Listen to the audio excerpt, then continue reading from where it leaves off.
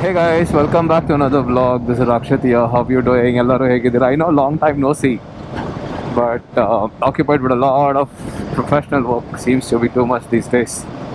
So that's one of the reasons I didn't vlog. Yes, I'm hands-free today because it's on cruise control because on my BMW. So yeah, something new is gonna happen in the motorcycles that I have. So that's all I would say.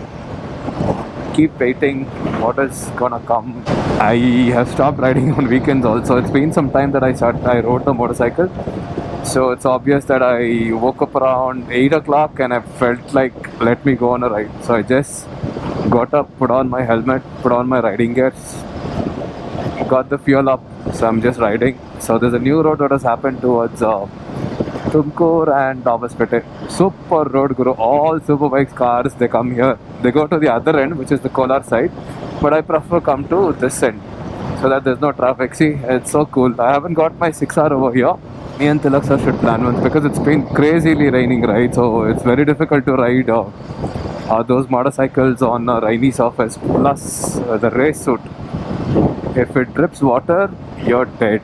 So because of that we didn't do. So by the way, it's been about good 2000 or rather 1500 plus kilometers where after I put the Touratech lowering springs both front and back. There are some positives to it, there are some negatives to it, but let me talk with the positives first, right? One, the best part is, right, the motorcycle goes little down, right, and additionally it becomes so progressive. So before, if I used to brake like this, it used to dive so much. See, now it doesn't dive. So that's the best part. When I had those normal taller springs, no, it used to just go dive, dive, dive, dive. So it was very difficult or scary when you're actually stopping the motorcycle because you lose that, right? You just go off like this and you don't have traction or you don't have feel of stopping the motorcycle.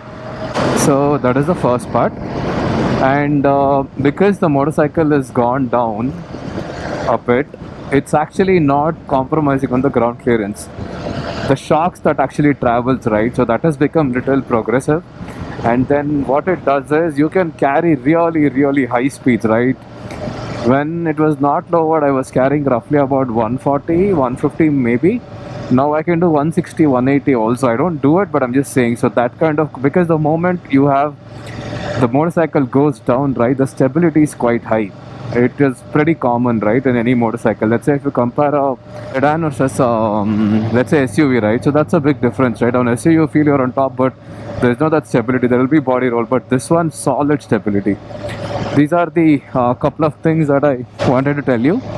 And again, positives, all positives, everything is good. You feel very comfortable. You sit more inside the motorcycle now rather than sitting on the motorcycle like this.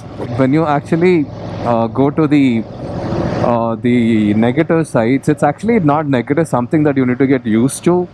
But when we say the negative part, what it basically happens is two things, right? The first most important thing is, since the motorcycle is lowered, the stand on the motorcycle is set up for the normal GSA, which is the taller side of the or a standard model. So when you're actually trying to park in a uneven surface, right, the motorcycle tends to tilt towards center or little towards right hand side.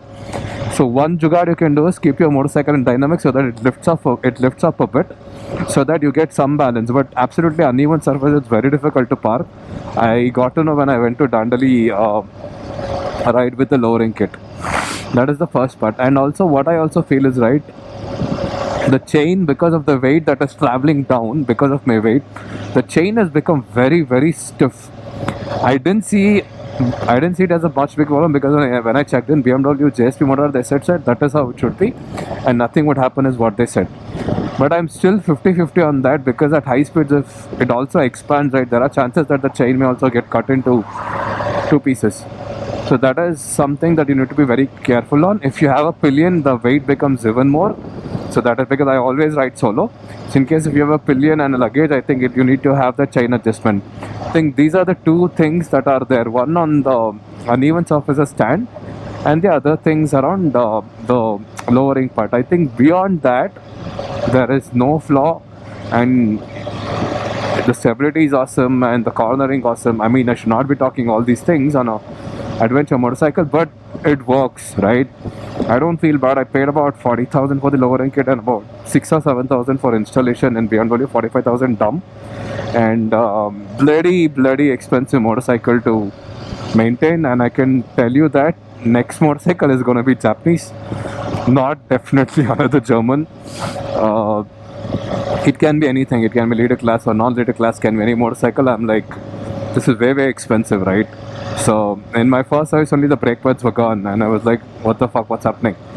So with that, this is the entire context of the Touratech lowering kit. This is something that I got recently. This is Vetera gloves, about 5,000, works pretty good, not so bad. I'm testing this out because the one that I had on other one, it is not so great. It is too lighter, and I don't think it would be recommended at high speeds, right? And beyond that, I think I have this helmet, like you see here. This is a LS2 carbon fiber touring helmet, Explorer, and I've removed the beak just to see how it actually has the stability in higher speeds. So this is about it, folks. I'll see you in another one, another content, another travel story, but many more things coming up. Yeah, see you, peace, bye bye.